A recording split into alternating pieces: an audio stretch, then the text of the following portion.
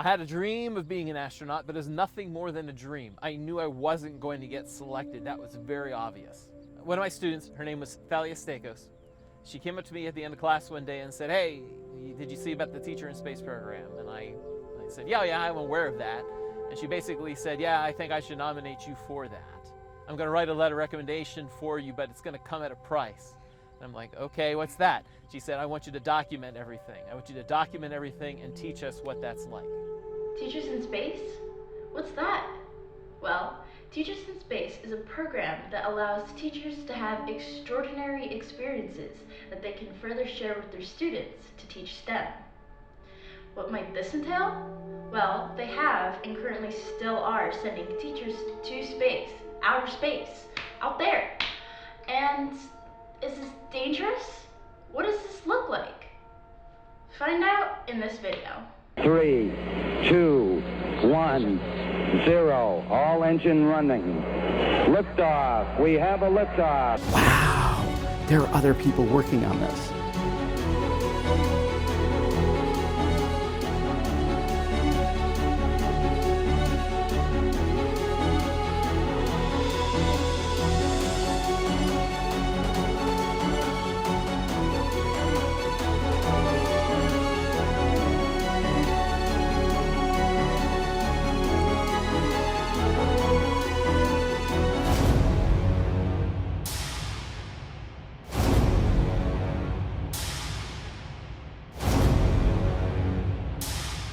Teachers in Space is a program that allows teachers to have extraordinary experiences to teach students science, technology, engineering, and mathematics.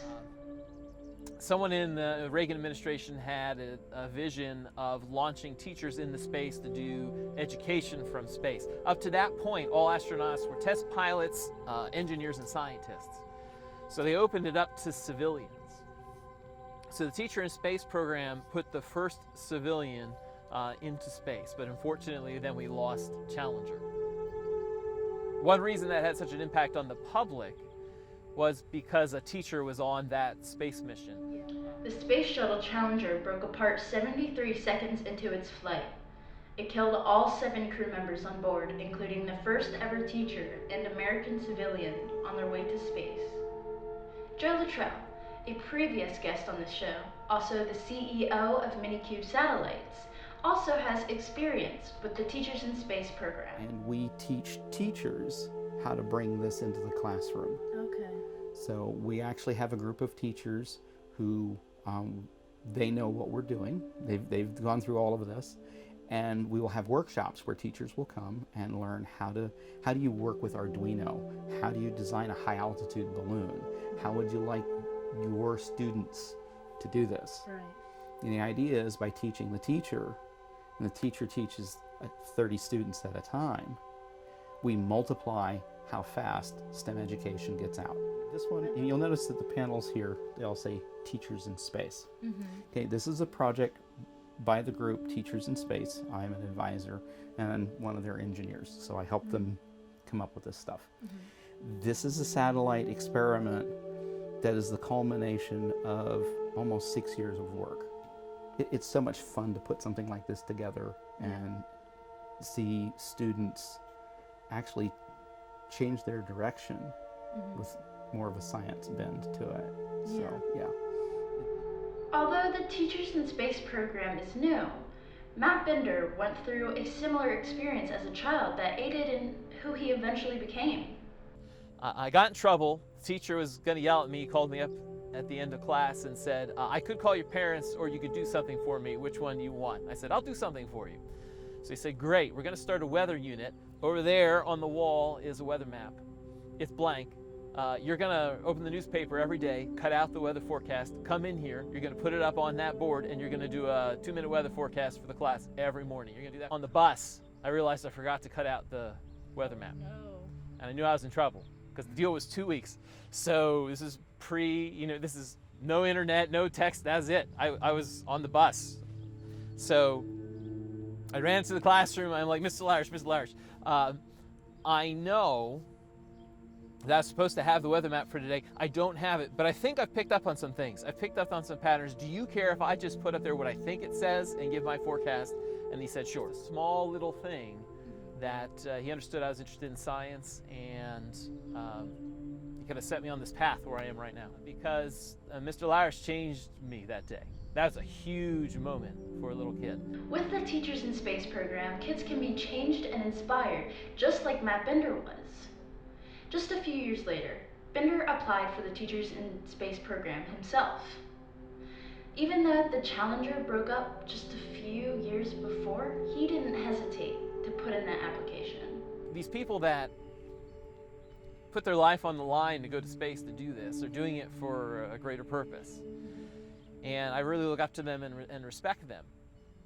So even knowing that, when it came time to actually put my application in, I didn't hesitate. Now, granted, I didn't think I was going to get it. I didn't think I had a chance. Then it was November, right before, I'm pretty sure it was November, it might have been October, somewhere October, November.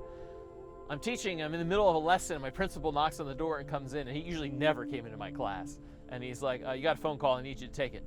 And I said, I'll call him back, just take a message. He's like, no, you're gonna go take the phone call now, I'm teaching your class. So he came in, so I went to the library and he picked up the phone, and it was Dwayne Ross, who was the head of the Astronaut Selection Committee down in Houston. And he said who he was, and he's like, yeah, we'd like to invite you down for an interview. You're one of our finalists. And I'm like, oh, finalists, how many of them are there? He's like, well, we started at like 11,000 people, and so we're only inviting 100 to Houston. And I said, what? And he said, yeah, but we're only inviting 35 teachers, so you're going to be one of the 35 teachers coming down. Do you want to come down? And I'm like, yeah? I found out that they're interviewing me. I'm one of 36 finalists, and they're inviting me to Houston. It's an interview for a whole week. Actually sounds like a whole week of medical tests. Flashbacks of the right stuff right now, but I really don't know what to think. I'm really surprised. I am extremely surprised. I was shocked because, again, I just knew my whole life, I'm not going to be able to go to space. I'm not going to be able to do all the things that they're going to do because I have this thing with my ears. But they were willing to take another look at me, so I'm like, fine, I'm going to go and see what this is all about. So there were 100 people trying out to be an astronaut, and we were in the 5th group of 20. So there's only 20 of us, and actually one dropped out, so there's 19 of us. And I like being a part of group activities, and this was one of the best groups I've ever been with in my life. All these people were older than me, except for one, some significantly older than me. Some were pilots, engineers. It didn't matter who those people were. They were so team-oriented and supportive. It was just such a wonderful experience to be in. We knew we were competing for that chair in the space shuttle. But I honestly felt, and I will bet you everything I have, everyone was fine if it wasn't going to be them. Like, we wanted it to be our group. From believing you could never acquire your dream to then believing you might actually have a shot really was life-changing for Matt Bender. My gosh, do I actually have a chance to do this? These are people I look up to.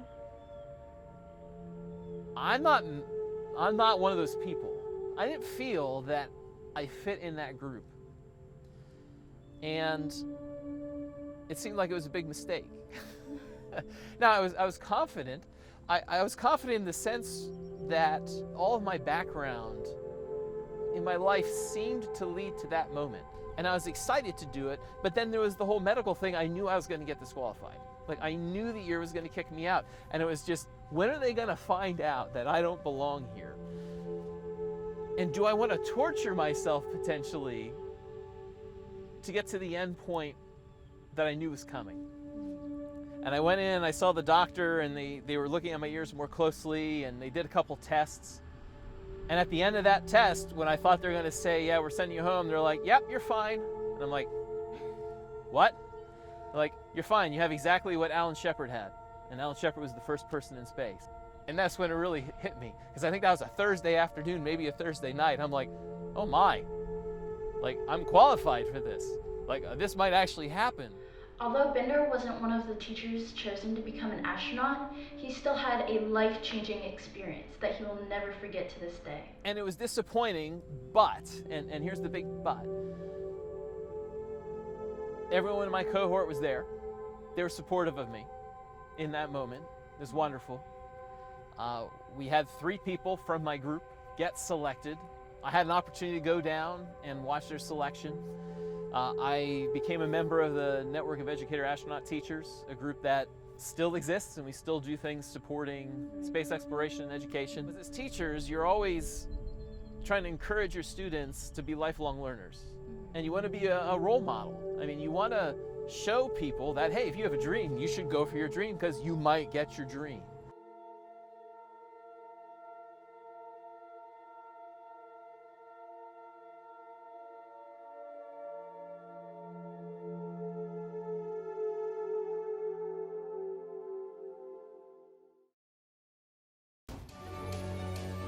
Thank you so much for watching this episode of Asking Questions.